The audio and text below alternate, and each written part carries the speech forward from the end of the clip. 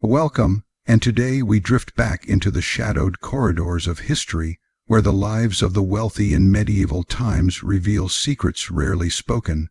Together, we will explore a world of grand castles, lavish feasts, and glittering luxury, but also of hidden dangers, unseen burdens, and the quiet weight of responsibility that accompanied every privilege. So, settle in, let your mind wander, and allow the story to unfold as we step into a past, both magnificent and perilous. Imagine stepping back in time, not just a few decades or centuries, but several centuries, into a world both familiar and alien, where the clamor of modern life is replaced by the echo of footsteps on cobblestones, the creak of wooden gates, and the distant toll of church bells.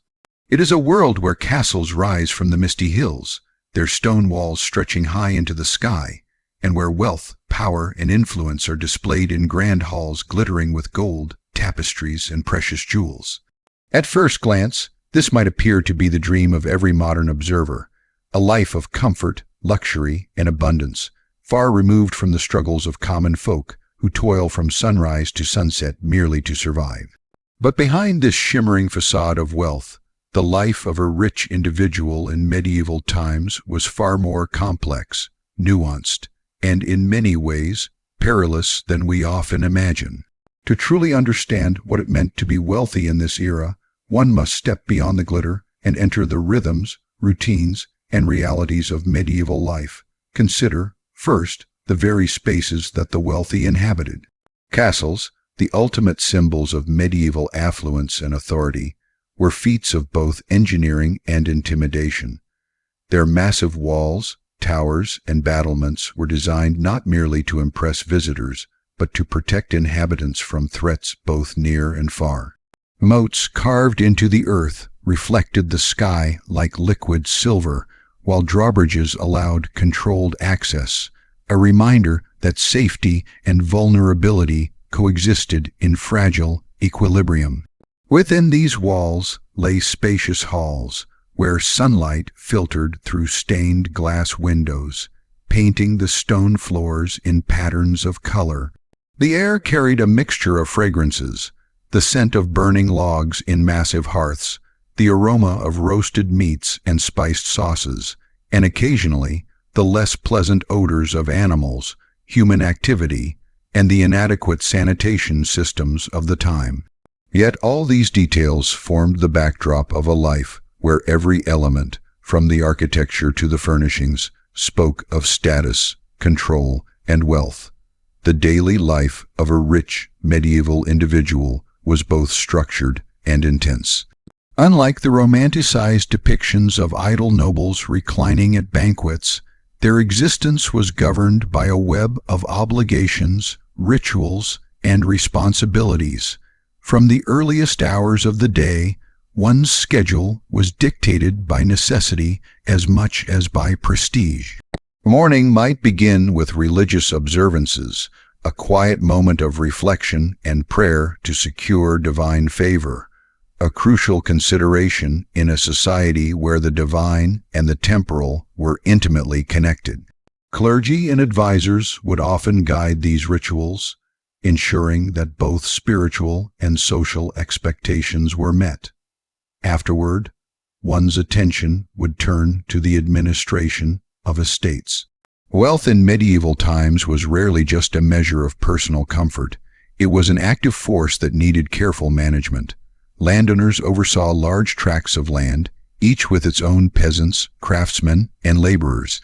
Decisions about crop rotation, resource allocation, and taxation were constant, and the wrong choice could have devastating consequences for both the wealth holder and those dependent on them. But wealth was not merely about land and resources. It was a symbol of power, influence, and prestige. Clothing, for example, was a language in itself, communicating social rank before a word was spoken. Rich fabrics like silk, velvet, and brocade were not simply decorative, but carefully chosen to signal status. Jewelry adorned the fingers, necks, and clothing, of the affluent, reflecting light in ways that seemed almost magical to those who had never seen such opulence. Every accessory, every piece of attire, carried meaning, and failing to present oneself according to social expectations could be interpreted as a lapse in taste, influence, or authority. Appearance was more than vanity. It was a form of currency, a visual assertion of one's position in the rigid hierarchy of medieval society. The experience of wealth extended to food, an area often romanticized yet fraught with hidden challenges. Banquets were the pinnacle of social display. Long tables groaned under the weight of roasted meats, exotic spices, pastries, and fruits brought from distant lands. The feasts were sensory spectacles, the sight of glistening meats, the aroma of fresh, baked bread, the sound of minstrels playing in the background, and the taste of flavors both familiar and foreign. Yet such abundance carried risks. The very foods that symbolized prosperity could lead to health problems, a reality poorly understood at the time. Excessive consumption of rich foods often resulted in digestive troubles, gout, and other illnesses. Hygiene and food safety were rudimentary, so even the most extravagant meal could harbor unseen dangers. Each bite was simultaneously a pleasure and a gamble, a reminder that wealth could not entirely shield one from the fragility of the human body. Even leisure, often imagined as effortless, was structured and laden with expectation. Hunting trips, falconry, and horseback riding were not only recreational but social exercises, demonstrating skill, bravery, and control over both land and animals. Music, dancing, and storytelling formed another facet of aristocratic life, providing entertainment while reinforcing cultural and familial bonds. Yet within all these moments of apparent ease, subtle pressures lingered. Social interactions were never entirely genuine. Every conversation, every gesture could carry political significance or influence alliances. Trust was a rare commodity. The rich often found themselves surrounded by people who sought personal gain, flattery, or access to influence, making even casual interactions a careful dance of observation, strategy, and sometimes deception. Political and familial considerations further complicated life. Marriages, alliances, and negotiations were rarely purely romantic. They were strategic maneuvers that could elevate a family's status or secure critical resources. The wealthy lived in a world where loyalty was fragile, where an ally today might become a threat tomorrow. Even relatives, bound by blood, could harbor ambitions that made kinship a delicate affair. In this environment, wealth was a double-edged sword. It granted influence and comfort, yet it also attracted envy, manipulation, and danger. A lavish lifestyle could invite attacks, lawsuits, or conspiracies, reminding the wealthy that every advantage carried a cost. In the quiet of the evening, when the halls of the castle were lit by flickering torches and the sounds of the day subsided, the duality of medieval wealth became most apparent. While the surroundings spoke of power, abundance, and prestige, an undercurrent of vigilance persisted. Every shadow in the corridor could conceal a threat. Every knock at the door might herald a visitor with motives unknown. Security was never just a matter of physical protection. It was a state of constant awareness, a mental burden carried alongside material riches. Even sleep, the one refuge of all humans, could be tempered by the knowledge that fortune and status were fragile, easily disrupted by forces beyond one's control. Wealth in medieval times also came with expectations that extended beyond survival and security. Generosity and patronage were markers of social status, requiring the rich to sponsor religious institutions, public works, and cultural endeavors. These acts, while enhancing reputation, also demanded resources, energy, and careful planning. Failure to meet societal expectations could damage prestige, while overextension could endanger the very wealth one sought to protect. Thus, a rich person's life was a complex tapestry woven from privilege, responsibility, and constant negotiation with the world around them. Even the psychological dimension of wealth cannot be overlooked. The knowledge that one's prosperity made one both envied and resented created an ongoing tension. The isolation born of privilege, the vigilance required for safety, the relentless demands of social expectation, all these factors contributed to a subtle, persistent anxiety. While the rich might enjoy comforts unimaginable to ordinary people, they were seldom free from the mental and emotional burdens that accompanied their status. The gilded walls, the fine fabrics, the abundance of food, and the beauty of the environment could not fully shield them from the pressures, fears, and complexities of their world. In essence, the life of the wealthy in medieval times was defined by contrast. It was a world of abundance intertwined with vulnerability, of beauty shadowed by risk, of comfort tempered by responsibility. Every privilege came with a price, every indulgence with a hidden hazard, every alliance with potential betrayal. The glittering exterior of wealth concealed a labyrinth of challenges, dangers, and delicate balances. To truly grasp the experience of medieval affluence, one must look beyond the surface, embracing both the allure and the shadow that defined it. As night falls over the medieval landscape, one can imagine the grand halls settling into quiet, the flickering torches casting dancing shadows, and the wealthy lying awake in their luxurious chambers, aware that even in abundance, life remained precarious, unpredictable, and, in its own way, fragile.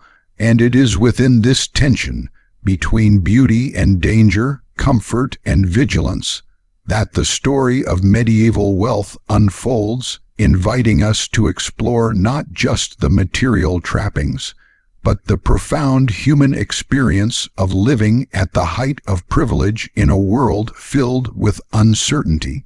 Imagine a world where the very possession of wealth transforms the air you breathe into something both intoxicating and dangerous. To be rich in medieval times was to stand on a pinnacle that few could ever reach, yet it was also to balance precariously on a ledge exposed to winds of envy, betrayal, and ambition. Wealth, in this era, was not merely a measure of comfort or influence. It was a magnet, drawing attention, desire, and sometimes malice from all directions. To hold it was to be constantly aware that your fortune, your family, and even your life could be claimed, contested, or destroyed by forces both near and far. The price of power, it turns out, was far greater than the mere acquisition of gold or land. Consider the structure of medieval society itself, where hierarchy dictated every interaction and every decision. Kings and nobles ruled vast territories, and their power rested on wealth, military strength, and strategic alliances. A wealthy landowner or noble family wielded influence not only through their possessions, but also through the networks they maintained. Every ally was a potential source of support, every friend a possible mediator, and every neighbor a potential rival. The interconnectedness of these relationships meant that a single misstep, a poorly chosen alliance, a perceived slight, a misunderstood action, could ripple outward with consequences that might take months or years to manifest. Unlike today, where legal systems can provide some measure of protection, the medieval world operated on a mixture of honor, loyalty, and fear, leaving the wealthy constantly vigilant. To live in a grand castle was both privilege and prison.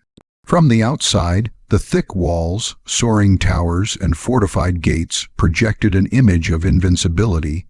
They symbolized status, strength, and security. Yet within these same walls, the wealthy faced threats that were not always external. Political intrigue was a constant companion. woven into the fabric of daily life.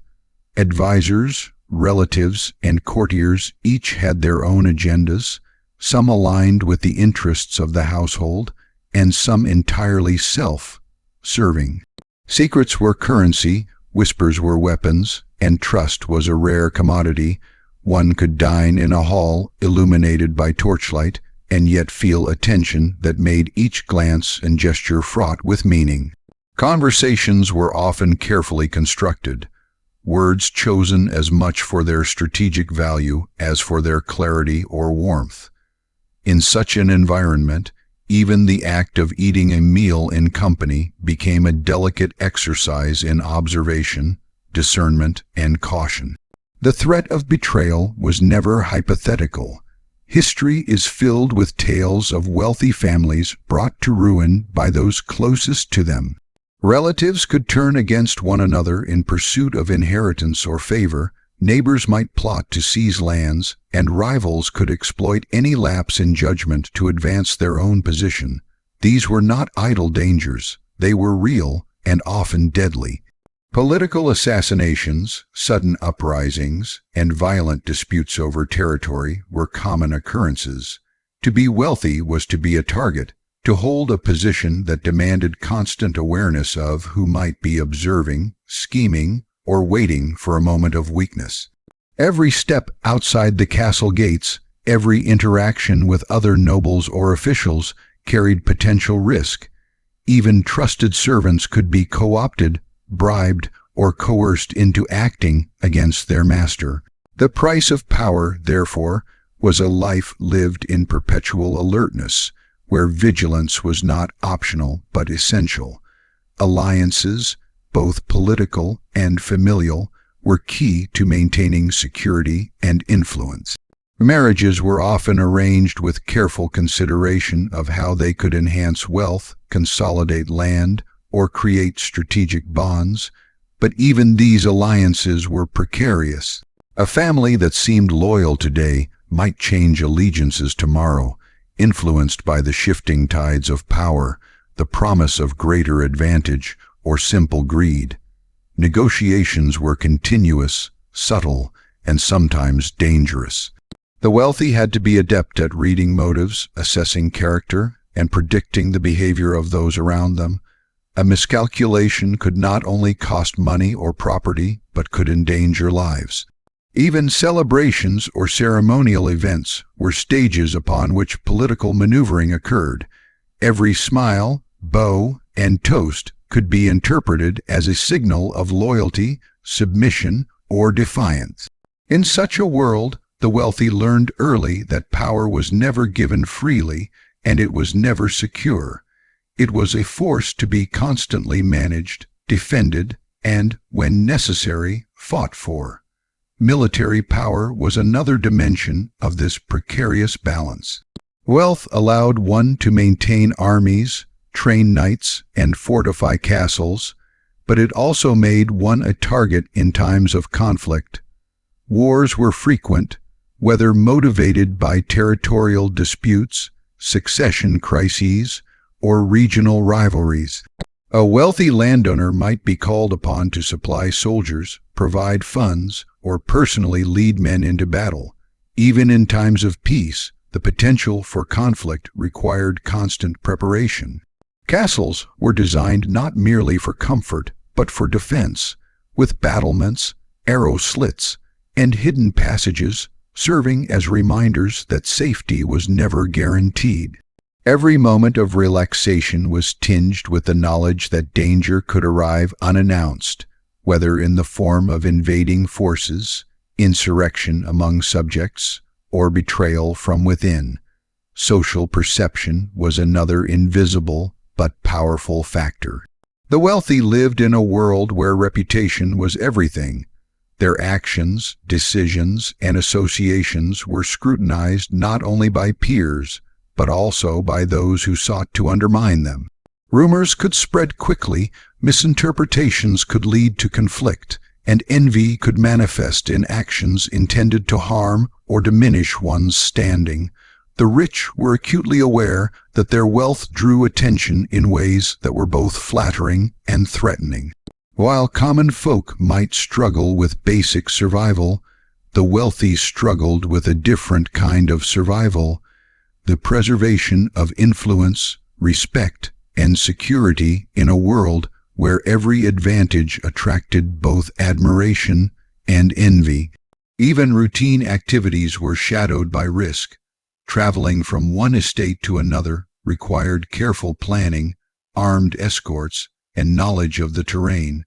Roads could be dangerous, patrolled by bandits or contested by rival factions. Merchants, messengers, and envoys carried messages and goods that could easily become points of contention. The wealthy had to navigate not only physical dangers, but also the intricate web of social and political expectations, ensuring that their movements and communications did not inadvertently provoke hostility or suspicion. Each journey, each decision, each interaction became a careful calculation in a world where one misstep could have far-reaching consequences. The psychological toll of this constant vigilance cannot be overstated. Wealth brought comfort, luxury, and influence, but it also brought anxiety, stress, and a persistent awareness of vulnerability. The knowledge that one's prosperity could attract enemies, disrupt alliances, or incite envy created a mental burden that was never far from the mind. Sleep might come fitfully, with thoughts of threats, responsibilities, and potential betrayals lingering even in the quiet hours of the night. The life of the rich was not merely a life of indulgence. It was a life of heightened awareness, strategic thinking, and, above all, caution. Even within the family, the dynamics of power created tension. Heirs, siblings, and extended relatives were often involved in negotiations and disputes over inheritance, marriage prospects, and political influence. The wealthy had to manage these relationships carefully, ensuring that ambition did not become destructive, that alliances remained strong, and that loyalty was maintained. Family gatherings, though outwardly celebratory, were often tinged with undercurrents of strategy and subtle competition. Every gesture, every word, could carry implications that extended far beyond the immediate moment, reinforcing the reality that power was both a privilege and a weighty responsibility. In essence, the experience of wealth in medieval times was defined by duality. The privileges of power, luxury, influence, and prestige were inseparable from the responsibilities, dangers, and vigilance they demanded. Wealth was not a guarantee of safety or comfort. It was a condition that required constant management, awareness, and adaptation. The richer one became, the greater the potential rewards, but also the sharper the risks. Every success carried the seeds of potential downfall. Every advantage attracted attention that could become dangerous, and every opportunity for comfort was intertwined with the need for caution. At the end of the day, in the quiet of a candlelit chamber, the wealthy might gaze out over their lands, the flickering light casting long shadows across stone floors and tapestries.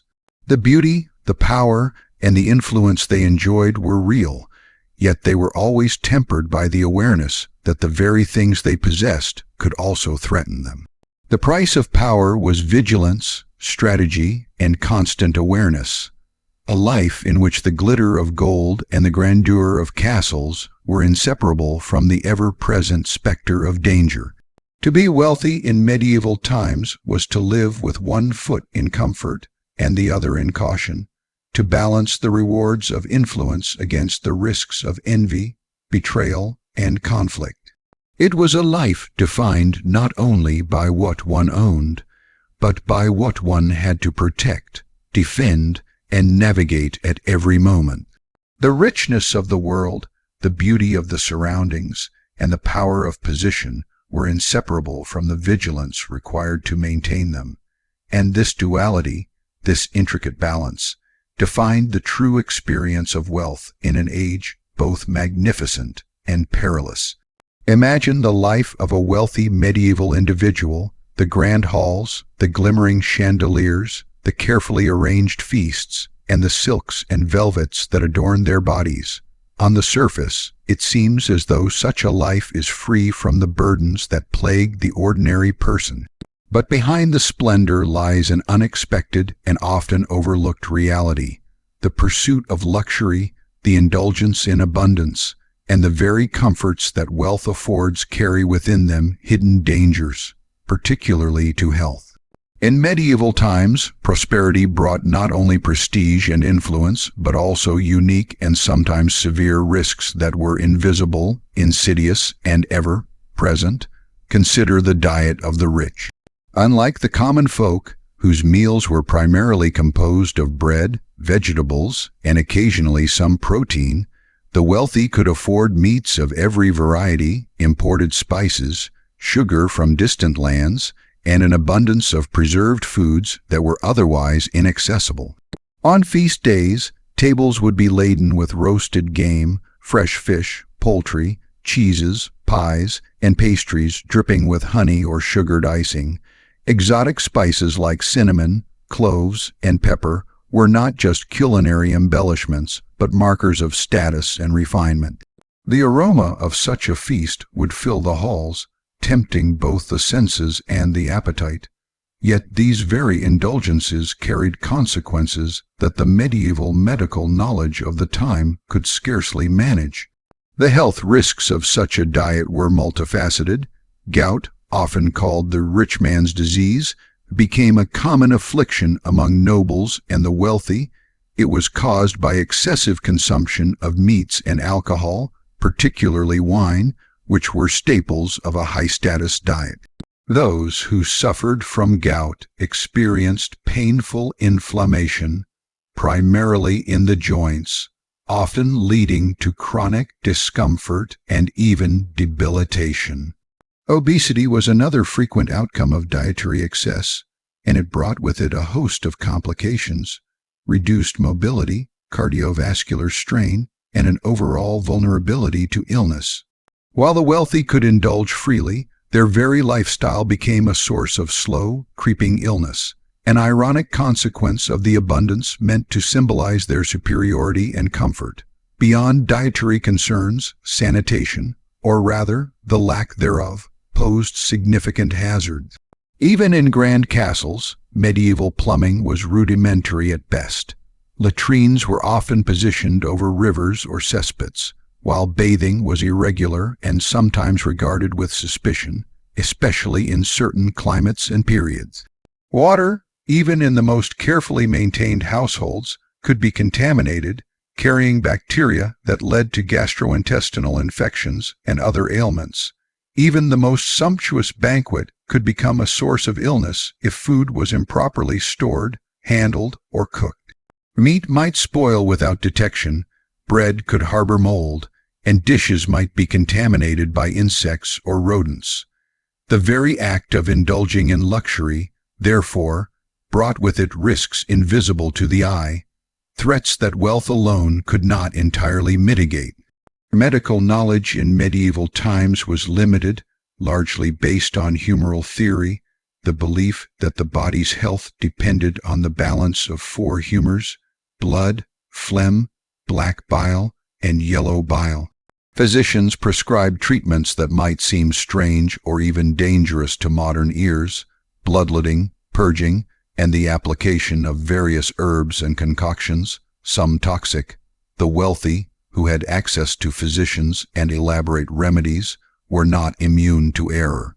A misdiagnosis, an ineffective treatment, or an overzealous application of remedies could easily worsen an already delicate condition. Ironically, the very attention that wealth allowed in terms of medical care did not always translate into better outcomes. It sometimes introduced new risks. The living environment itself also carried hidden health challenges. Castles and manors, while imposing and impressive, were not designed with modern ventilation or hygiene standards in mind.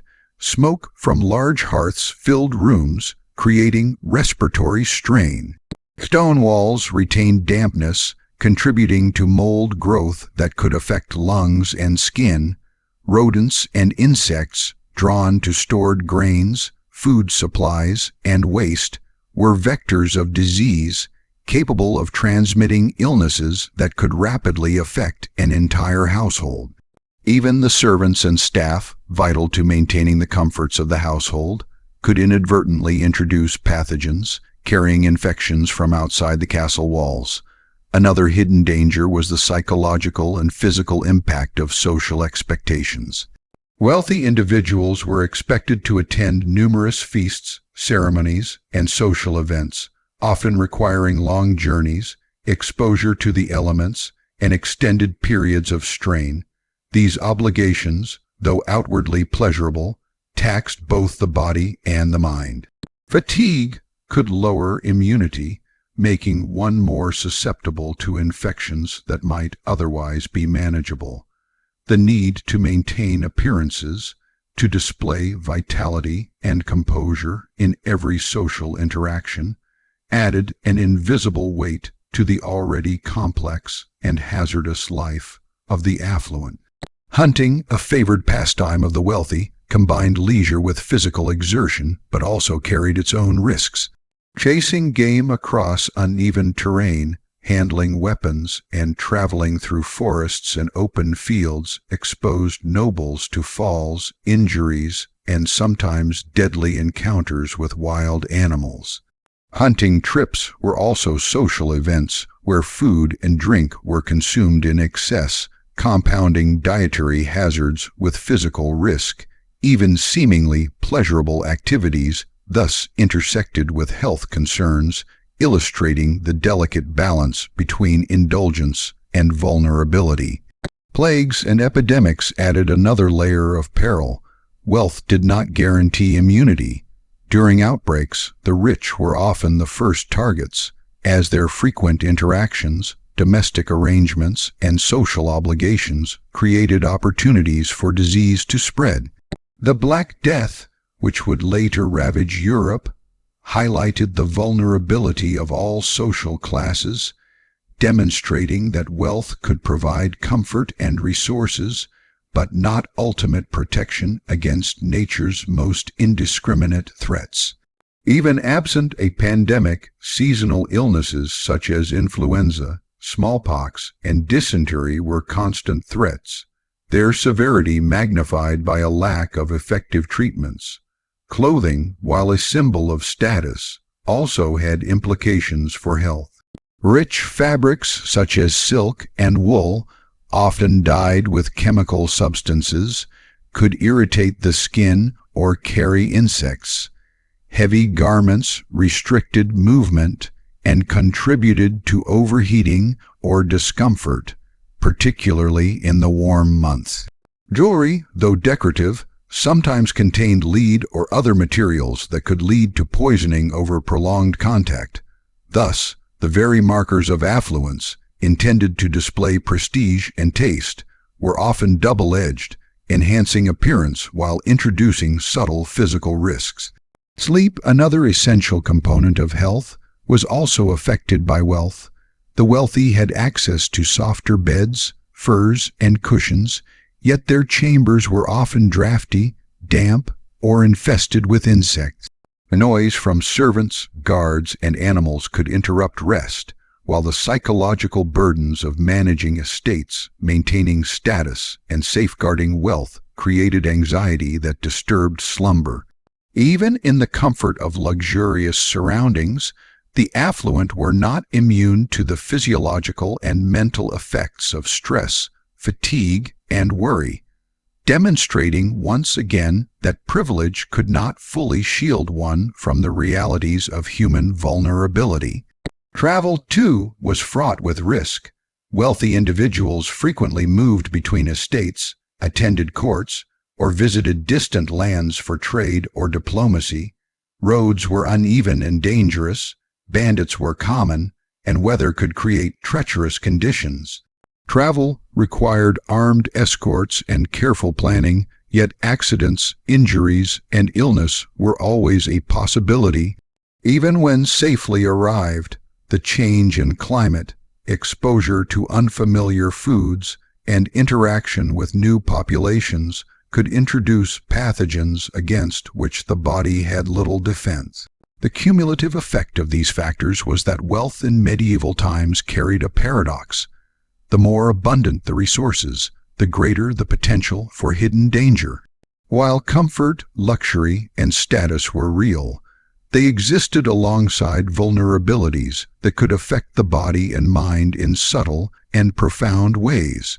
The richness of life, the pleasures of abundance, and the displays of power and prestige were inseparable from the hazards they introduced, creating a continuous balancing act between indulgence and well-being. Ultimately, the health risks of wealth in medieval times remind us that prosperity, however dazzling, was never without its costs. Every meal, every feast, every indulgence was both pleasure and potential peril. Every architectural marvel, every luxurious garment, every ornate accessory carried hidden hazards. The wealthy were constantly navigating an intricate web of visible and invisible threats, balancing comfort with caution and indulgence with vigilance. The glittering halls, the sumptuous food, and the elaborate ceremonies all concealed a complex reality. That wealth, for all its advantages, was inseparable from the vulnerabilities it introduced. And so, as candlelight flickers across the walls of a grand medieval hall, as servants move quietly to prepare for the evening, and as the wealthy retire to their chambers after a day of indulgence and obligation, the truth becomes clear. Luxury, abundance, and status are not guarantees of safety or health.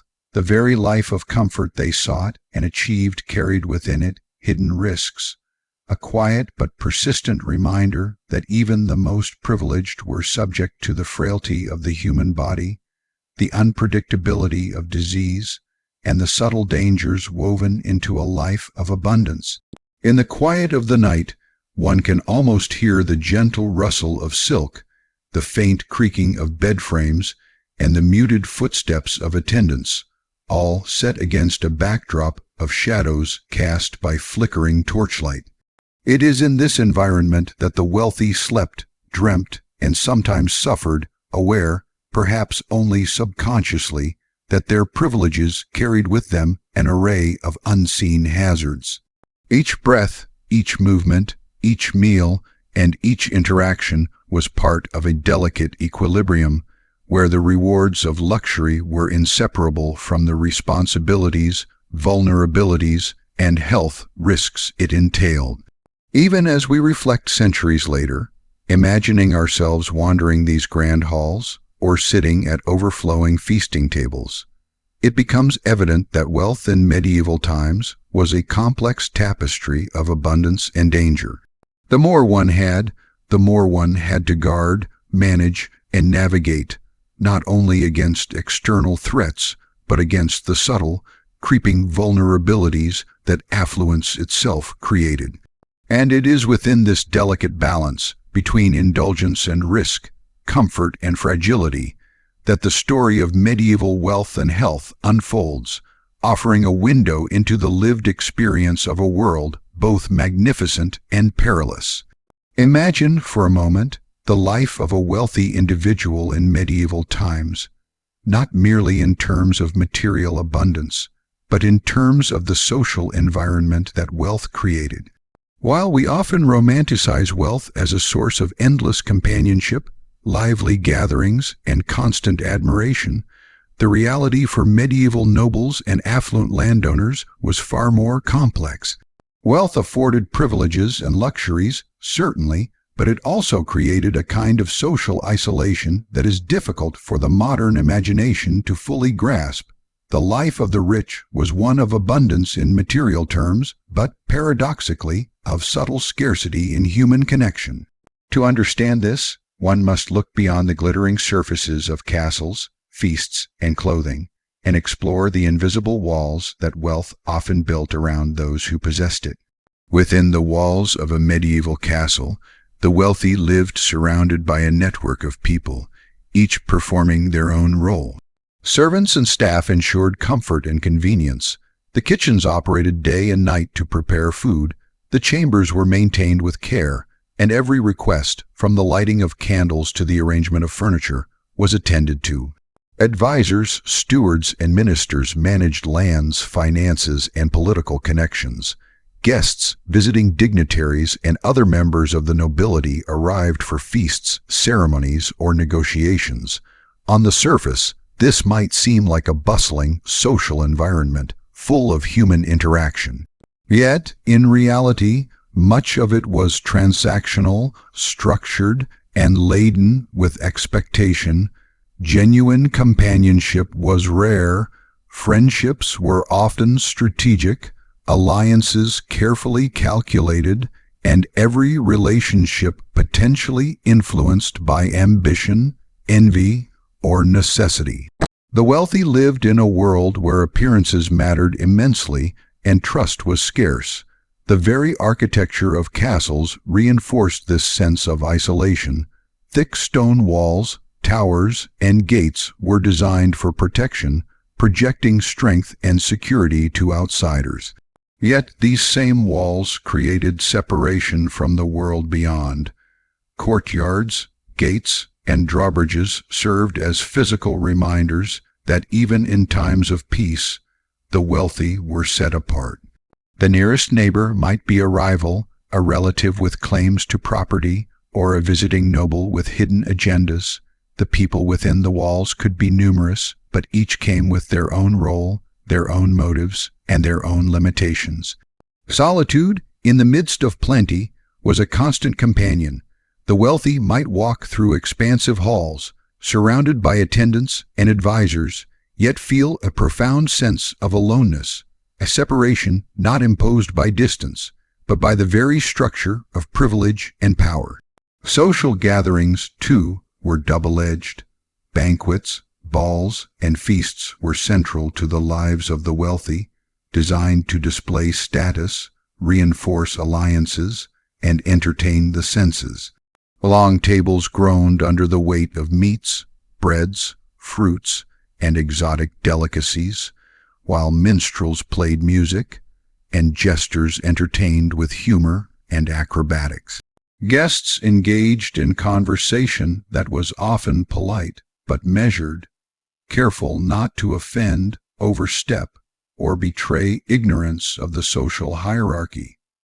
The wealthy could observe, participate, and even enjoy these gatherings, but genuine connection was limited. Every smile, every word, every gesture could be interpreted through a lens of political or social significance.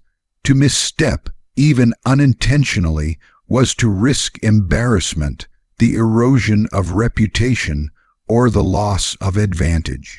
Social interaction, therefore, while abundant in frequency and spectacle, was often constrained by rules, expectation, and the subtle calculations required to navigate a world where every relationship had consequences. Family life, too, carried its own complexities. Large households were common, with extended family members living under the same roof or nearby estates. Marriages, alliances, and inheritance disputes were constant considerations, creating a tension between love, loyalty, and strategy. Children of noble families were educated, trained, and prepared to inherit not only wealth, but the responsibilities, obligations, and challenges that accompanied it. Yet even within families, genuine emotional intimacy could be complicated. Parents, spouses, and siblings were often involved in negotiations, strategic alliances, or the pursuit of influence, which sometimes meant that affection was tempered by consideration of duty or advantage. The wealthy were surrounded by people, yet those closest to them were not always free from ambition, creating layers of subtle isolation. The isolation imposed by wealth was further reinforced by mobility and geography. Estates could span vast distances, and castles were often located on elevated terrain, separated from villages, forests, or neighboring estates. Travel between locations was not simple. It required planning, armed escorts, and careful consideration of safety. While this separation provided security, it also physically and socially isolated the wealthy from the broader population. Daily life unfolded in a relatively small circle of known individuals, limiting opportunities for spontaneous, genuine interaction with people outside the immediate sphere of influence. The rich could observe the wider world, but only from a distance, separated by walls, lands, and social barriers that kept them apart. Religious obligations also shaped social dynamics. Attendance at Mass, participation in ceremonies, and support of religious institutions were central to noble life. While these activities provided some social contact and reinforced a sense of belonging within a moral and spiritual framework, they also reinforced hierarchical structures and distinctions. Clergy, fellow nobles, and parishioners all played roles in maintaining order, but their presence was mediated by expectation, protocol, and social norms. Even in communal worship, interaction was constrained, formal, and defined by roles rather than genuine emotional equality. Spiritual life could offer solace, but it did not necessarily mitigate the sense of separation from others on a human, intimate level. Another dimension of social isolation stemmed from the need for constant vigilance. The wealthy were acutely aware of envy, rivalry, and potential betrayal. Every conversation, gesture, or display of wealth was observed by others, interpreted, and often evaluated in terms of advantage, threat, or loyalty. Friends could be opportunistic, neighbors covetous, and even loyal servants might be swayed by promises, bribes, or coercion. In such a context, it became difficult to relax fully or let one's guard down. Trust had to be measured carefully, and genuine intimacy became rare. The more one possessed, the more one was set apart, not only physically but emotionally and socially, from those around them. Even leisure and recreation carried constraints. Hunting, falconry, music, and games provided distraction and enjoyment, yet these activities were often performed under observation, with expectation, or in a competitive context. Competence, skill, and appearance mattered, and failure could damage reputation or social standing. The rich could engage in play and pastime, but they could rarely do so entirely free from the pressures of perception. Every performance, every display of prowess was simultaneously a source of pleasure and a subtle reminder of isolation. The need to maintain composure, demonstrate skill, and assert status. Education and learning, while often advanced for the wealthy, also contributed to isolation. Tutors, scholars, and mentors provided knowledge, instruction, and guidance, yet the pursuit of learning separated the noble individual from those engaged in daily labor or ordinary life. Intellectual engagement was often solitary or limited to a select few peers, reinforcing the sense of a contained world in which the wealthy moved. Knowledge, while empowering, created a gap between the privileged and the broader population, a gap that was both material and social. Even in the intimacy of private chambers, isolation persisted. Sleep, personal reflection, and solitude were sometimes sought as relief from the constant demands of social obligation. Yet, within these moments of privacy, the awareness of responsibility, potential danger, and the limitations of trust often remained. The wealthy were rarely able to experience life entirely free from the pressures that their status imposed.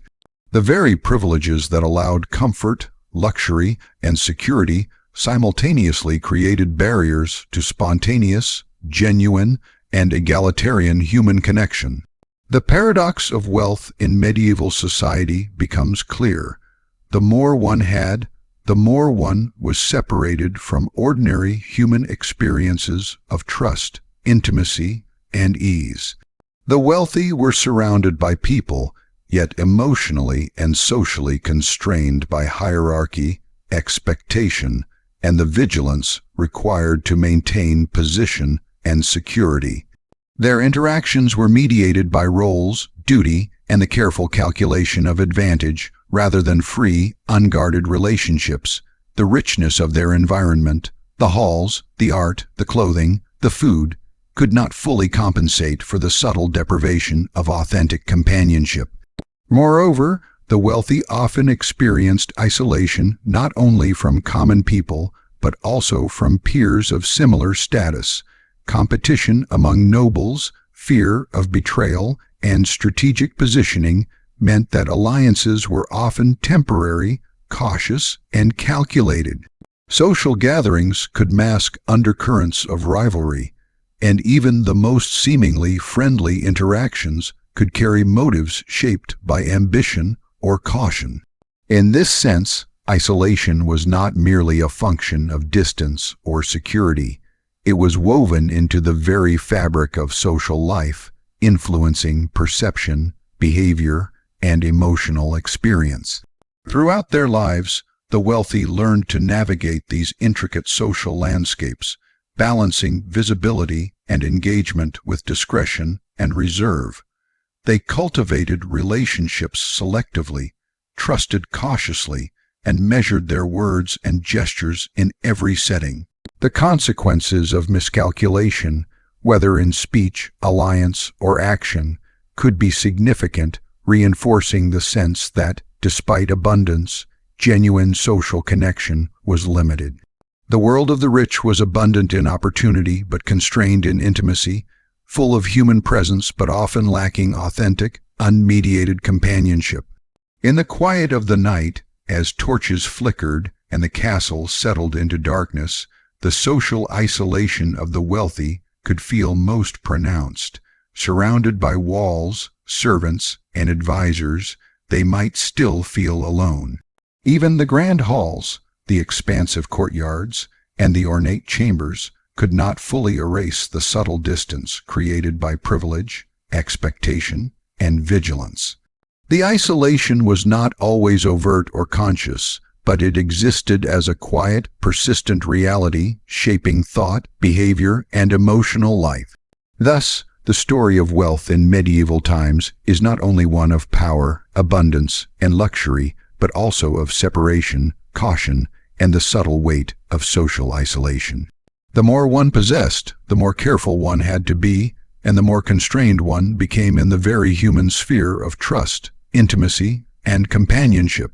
The life of the wealthy was, in many ways, gilded, beautiful, and spectacular, but it was also a life bounded by walls, both physical and emotional, by rules, obligations, and the unspoken understanding that true connection was rare and precious. Even as we imagine the grandeur of medieval life, the glittering tapestries, the flickering torches, the sumptuous feasts, and the echo of voices through stone halls, we can sense the quiet presence of isolation, like a shadow that stretches across every chamber and courtyard. The wealthy moved through a world designed for protection and prestige, yet in doing so, they often found themselves set apart from the natural flow of human life. Their abundance created boundaries as much as it created comfort, separating them from the spontaneity, equality, and ease of ordinary interaction. And so, in reflecting on the social isolation of the wealthy, we begin to see a richer, more nuanced picture of medieval life, a life in which material privilege and human separation were intertwined, where abundance came with its own limitations, and where the quiet spaces of solitude were as defining as the grand halls of feasts and celebration. In this delicate balance, one finds the hidden cost of wealth, a cost that was often invisible, felt not in physical discomfort or hunger, but in the subtle, pervasive, and enduring experience of being surrounded yet profoundly alone. Imagine, for a moment, the life of a wealthy individual in medieval times, not merely in terms of material abundance or social prestige, but in the weight of the responsibilities that accompanied their wealth. Unlike the modern conception of riches, which often emphasizes freedom, leisure, and personal choice, medieval wealth was inseparable from duty, expectation, and constant oversight. Every coin, every parcel of land, every household, and every title carried obligations that demanded attention, foresight, and wisdom. The very comforts and privileges that wealth afforded were intricately entwined with duties that could be relentless, consuming, and sometimes perilous. The first and perhaps most visible dimension of responsibility was the management of estates. Land was the primary source of wealth in medieval society, and it was far from a passive asset. Vast tracts of farmland, forests, rivers, and pastures needed to be supervised, maintained, and defended. Crops had to be planted and harvested in accordance with seasons and weather. Livestock needed care and protection, and resources such as timber, minerals, and water required careful management. Decisions about these matters were rarely straightforward. A misjudgment about crop rotation could lead to famine for tenants or financial loss for the landowner. A neglected forest might become overgrown, decreasing its usefulness for timber or hunting. The stakes were high, and the margin for error was often slim. Every choice, however small it seemed, could ripple outward, affecting the lives of dozens, sometimes hundreds, of people dependent on the estate for survival. Alongside agricultural management came financial responsibility. Taxes had to be collected, rents accounted for, and trade arrangements maintained. The wealthy often relied on stewards and accountants to oversee these operations, yet ultimate accountability rested on their shoulders. An estate could not flourish if mismanaged, and the fortunes of a family were fragile. Even in times of prosperity, the constant need to monitor finances, evaluate contracts, and ensure the loyalty and efficiency of subordinates created a persistent mental and emotional burden. Wealth required vigilance. It could not simply be enjoyed passively. Military obligations further complicated life. Many wealthy individuals were also nobles, bound by fealty to kings or higher-ranking lords.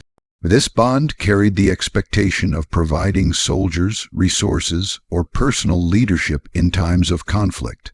Wars, skirmishes, and feuds were common, and the wealthy were often required to participate directly or indirectly. Maintaining trained men-at-arms, equipping soldiers, and ensuring loyalty among retainers was a complex task that demanded constant attention. Even in periods of peace, preparation for potential conflict was necessary. Castles had to be fortified, defenses maintained, and plans for mobilization devised. The burden of ensuring security for one's own family, estate, and dependents was a constant, invisible pressure that accompanied every aspect of life. Political responsibilities were equally weighty. Alliances, both formal and informal, had to be cultivated and maintained.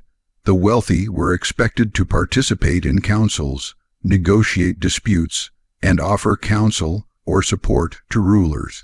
Diplomacy, persuasion, and the careful management of relationships were critical skills. One misstep in communication or judgment could erode influence, invite rivalry, or even provoke retaliation. In an era where reputation was paramount, the consequences of failing to act wisely extended beyond personal loss. They could threaten family legacy, estate stability, and social standing for generations. Political responsibility was not merely a task. It was a pervasive aspect of existence, shaping decisions, movements, and even personal behavior at all times. Family obligations added yet another layer of complexity. The wealthy were responsible for the well-being, training, and alliances of their children. Sons often received military or administrative training, preparing to inherit and manage estates. Daughters were frequently educated in etiquette, language, and household management, with marriage often arranged to secure strategic alliances or increase influence.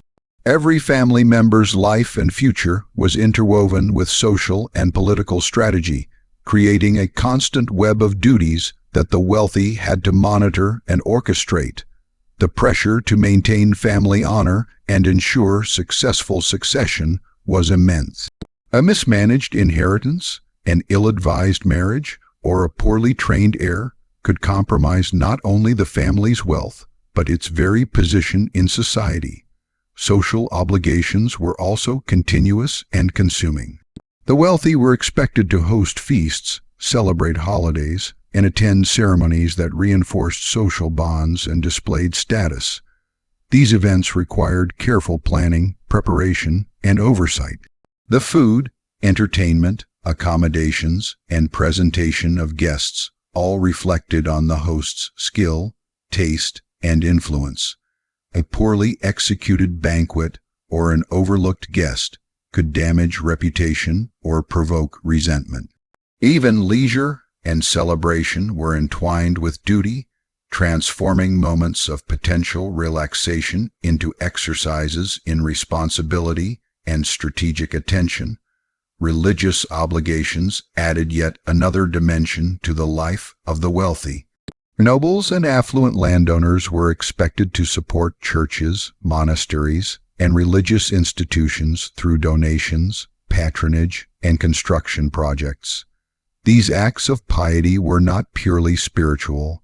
They reinforced social standing and influence. Overseeing these responsibilities required careful management of resources, negotiation with clergy, and attention to the expectations of both faith and society. Failing in these duties could be interpreted as both moral and social failing, creating pressure that extended beyond material or political concerns. Even seemingly private decisions carried broader consequences.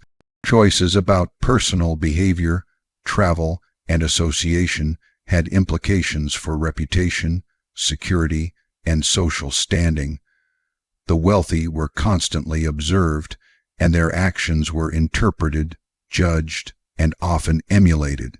This scrutiny created a psychological weight that was ever present, a quiet awareness that even a minor lapse could have repercussions far beyond the immediate moment. Every action, every word, and every decision was part of a delicate balance between personal desire and social expectation. The physical burden of responsibility was equally significant. Maintaining estates, overseeing construction, traveling between properties, attending councils, and managing armed forces required energy, stamina, and constant attention. The wealthy could delegate many tasks, yet ultimate accountability remained theirs. Even with servants, stewards, and advisors, the physical demands of overseeing complex operations and ensuring security could be exhausting. The combination of mental vigilance, emotional investment, and physical exertion created a life of perpetual engagement, a life in which even rest and leisure were framed by duty. The psychological impact of this burden cannot be overstated. The wealthy were acutely aware that any failure, whether in judgment, management, or social conduct, could have cascading consequences. Stress, anxiety, and constant mental calculation were part of daily existence. Decisions had to account for the welfare of dependents, the expectations of peers and rulers, and the potential reactions of rivals. The life of privilege was inseparable from the life of responsibility, creating a constant tension between enjoyment of abundance and the careful management of its implications.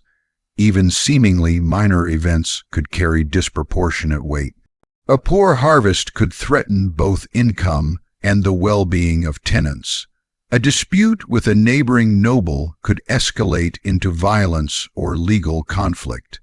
Illness or injury within the family could disrupt carefully laid plans for succession or alliance. Every contingency had to be anticipated, every outcome considered, and every decision weighed for both immediate and long-term impact. The wealthy were perpetually engaged in an intricate balancing act, negotiating risks, responsibilities, and expectations simultaneously. Social expectations amplified the burden.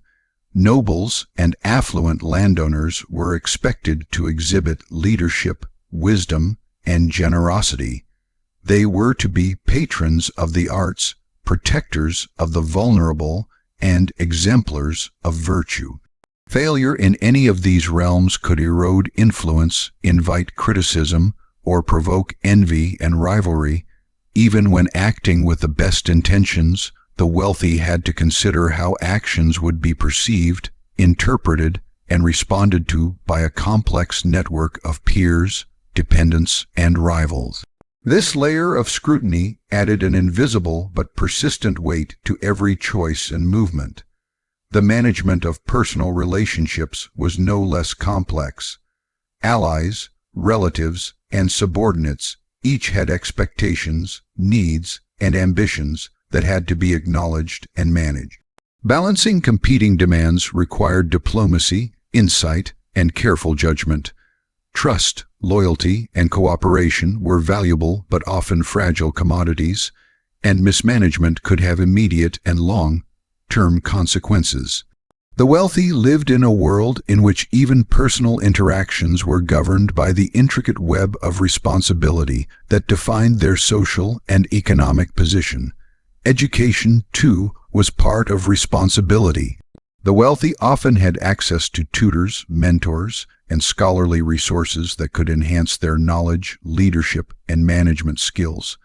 Yet this education was itself a duty.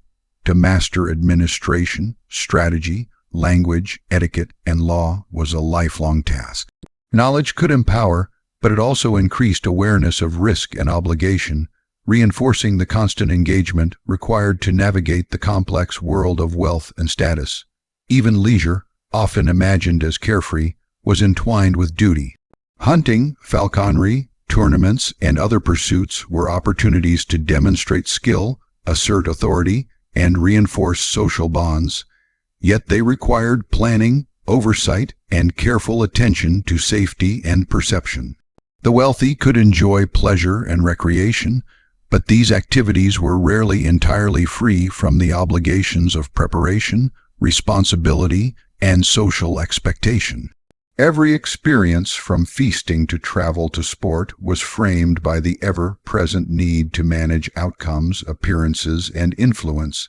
In essence, the life of the wealthy in medieval times was a continuous exercise in responsibility. Every privilege, comfort, and source of abundance brought with it layers of duty, oversight, and accountability. Wealth did not free one from concern, it amplified it. The more one possessed, the more there was to manage, protect, and oversee. Every day was structured around obligations that extended from the personal to the familial, social, political, and spiritual realms. The wealthy navigated a delicate web of interrelated duties, in which failure in one domain could cascade into challenges in another, and in which success required constant vigilance, foresight, and resilience. The burden of responsibility was also psychological. Wealth created awareness of vulnerability, of the consequences of inaction or misjudgment, and of the delicate balance required to maintain position, security, and influence. Even in moments of solitude, reflection, or rest, the wealthy carried the mental weight of these responsibilities, anticipating challenges, planning strategies, and evaluating outcomes. The mind remained engaged even when the body rested, a testament to the inseparability of abundance and duty. Thus, the story of medieval wealth is not merely a tale of luxury, opulence, and influence. It is also a story of burden, a quiet, persistent, and encompassing weight that touched every aspect of life. Comfort, abundance, and privilege existed alongside duty, vigilance, and responsibility. The richness of the world created an intricate web of obligations, each demanding attention, care, and foresight. The wealthy navigated a world in which every choice, every action, and every decision carried significance, shaping the lives of dependents, family, and community alike.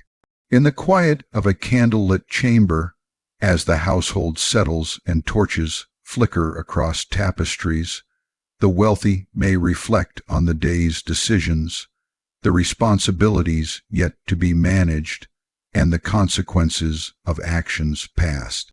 Even in the apparent ease of wealth, the weight of responsibility endures, silent, pervasive, and inescapable.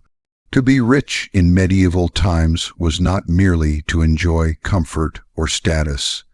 It was to inhabit a life defined as much by duty as by privilege, a life in which abundance and responsibility were inseparable, and in which every privilege was accompanied by a careful, continuous management of obligation. As we reach the conclusion of our exploration into the life of wealth in medieval times, it becomes evident that riches, while dazzling and desirable, carried within them a hidden curse. The story of the wealthy is often told in terms of castles, opulent feasts, luxurious clothing, and social influence, but beneath the grandeur lies a complex reality. Wealth was as much a source of anxiety, danger, and burden as it was of comfort, prestige, and power. To understand this fully, one must look beyond the glittering surface and explore the intricate web of challenges, vulnerabilities, and responsibilities that define the lives of the rich in a world both magnificent and perilous. The hidden curse of wealth begins with vulnerability. Possessing abundant resources in medieval times automatically attracted attention, envy, and at times outright hostility. A wealthy noble could walk through a crowded town square, surrounded by attendants, armored guards, and visible symbols of power, yet each step carried potential risk. Peasants, bandits, and rival nobles alike were acutely aware of the opportunities that wealth presented, and their intentions ranged from admiration to covetousness, from subtle manipulation to violent aggression. Even allies could harbor ambitions of their own, waiting for a moment to advance personal agendas.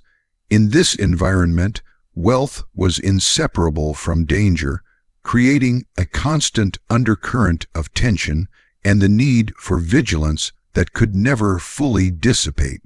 Health, too, was compromised by abundance. The very comforts that signified wealth, exquisite diets, sumptuous clothing, and large households, introduced risks that were largely invisible. Overindulgence in rich foods led to diseases such as gout, obesity, and heart complications, while the materials used in clothing, jewelry, and furnishings sometimes introduced toxins or irritants. Hygiene, sanitation, and medical knowledge were limited, and even with access to physicians and remedies, the wealthy could not always avoid illness. Their lives, though outwardly comfortable, were inextricably linked to subtle physical vulnerabilities that wealth alone could not eliminate. The pursuit of luxury, intended to signify status and privilege, brought with it hidden, insidious threats to well-being. Social isolation compounded these challenges.